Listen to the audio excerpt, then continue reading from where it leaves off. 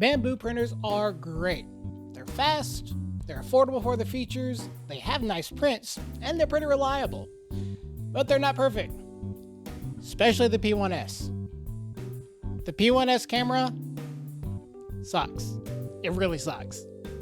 It's 720p and half a frame per second. And when you're outside your house trying to view it on your mobile app, half the time for me it just doesn't load. Even if you got an external camera, it's pretty hard to mount. They're annoyingly efficient with the space inside the printer. Now, some people do have a mount on top of the printer that looks inside through the top. This might be cumbersome if you have the glass on top with the AMS. I personally use the AMS LED Riser by SpectreGadget. I'll include a link down below. What this does is it lets me get the AMS on top of this mount, and then in the middle lets me insert or remove the glass as I please. As a bonus, it lets me insert an LED strip. So the LED strip they recommended was not quite in stock. They do recommend a neon type, which I picked up for about $8, but it does not fit. I was looking to jam it into the slot left by the AMS riser, but I did have to put half the LED inside of it. On top of that, the power cable almost didn't clear the actual riser in the back. I had to use an extension cable just to be able to plug it into a power outlet. Once you get your LED situation figured out, it looks great, especially when you have that front glass door closed. It's very tinted, so the stock light sometimes isn't quite enough.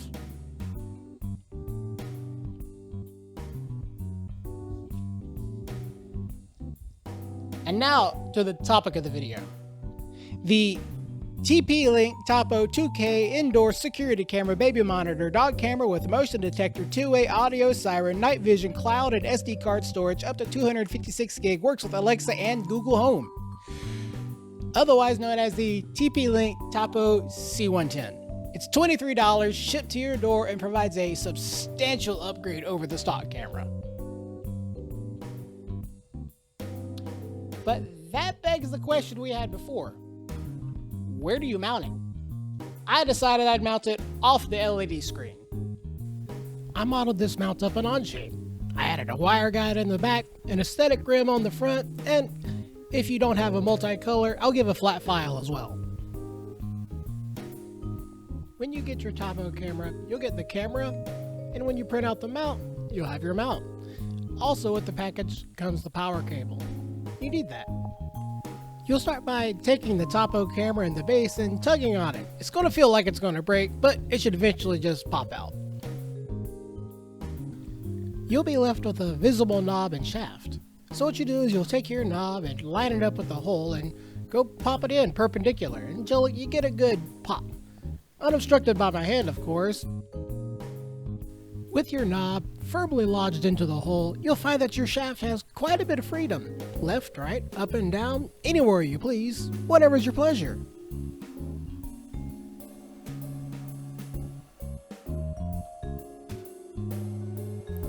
You could have had your power cable plugged in at any point in time in this video actually, but for the sake of showing, you can plug it in now. Now we'll route our cable through the wire guide. Be sure to leave a little slack or else once you go to twist the camera, it pops out. And you don't want that.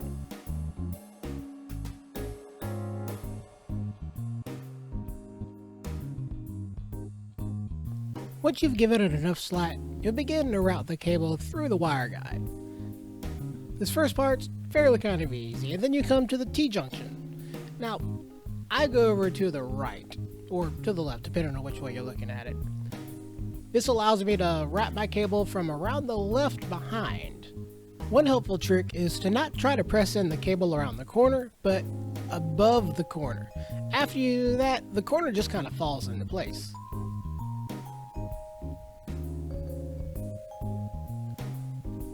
To finish off, rub your finger across the slit, getting the wire all up in there. Should be pretty easy from here. Once you roughly get into the holes, go ahead and smooth it all out. You're soon ready to mount it on the LCD screen.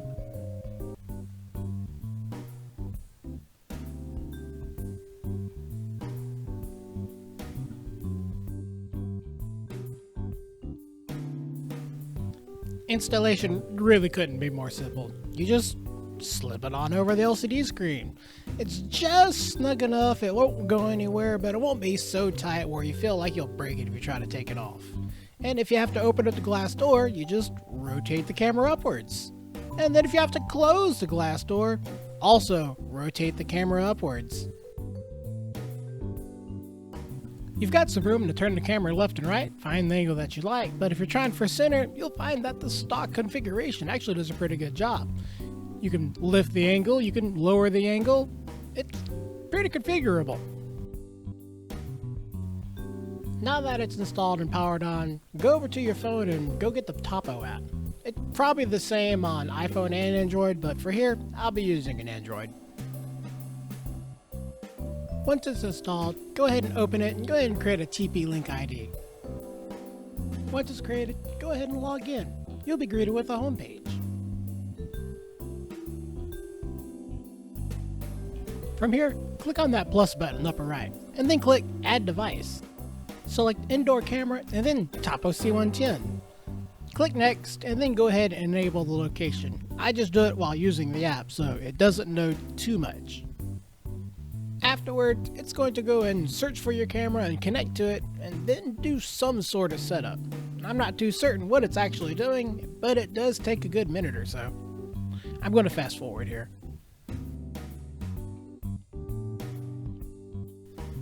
Once it finds it, go ahead and choose your network. Go ahead and enter the password so it can get the camera connected to your network.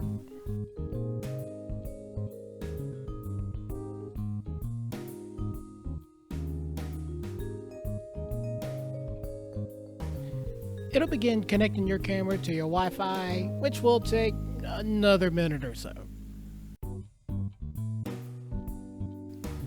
After it's connected, go ahead and name your camera.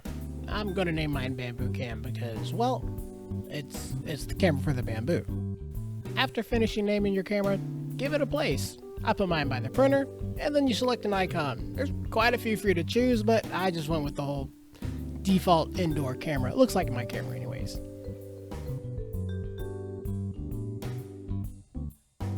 After it says it's complete, we actually have a few more steps. It's going to ask you about this cloud service thing. I declined it because I don't plan on it. Same thing with the micro SD card. I don't have one installed, but you might want to do it yourself. You can now check out your camera. Awesome. You got a few steps to go through before you see your camera. Oh, and it's upside down. We have a few more steps. Click the nut icon on the upper right, and then go ahead and go to Video in Display. Turn on Invert Image.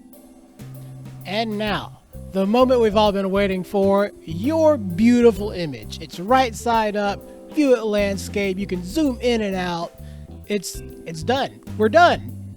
Except, well, I'm not. Go ahead and click on the nut icon on the upper right. Click on the detection and choose what you want. You may want the motion detection on, and well, I don't want person detection on because I don't want anything being recorded. I'm just here to check on my camera. However, I would like to draw your attention to this baby. Do you see this baby? That is possibly the most unhappy baby I've ever seen. Will someone please help this baby? After we've helped the baby, there's a few more things we can do. Clicking on Video and Display, we'll be able to edit the screen that appears on the camera. Click on On-Screen Display Info, and you can edit the text and disable the logo. That's the little Tapo logo in the lower left. Click on Display Text, and you can change what it shows on there. You can set it to, well, just about anything you'd like. However, there is a text limit. Come on, Tapo. Let me be great.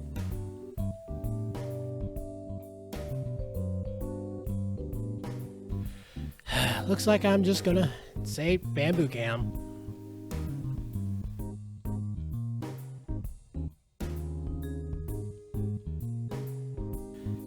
And you're actually and factually done. No more tricks, no more buts. You can just log in from your phone and check in on your printer with a decent resolution and a decent frame rate.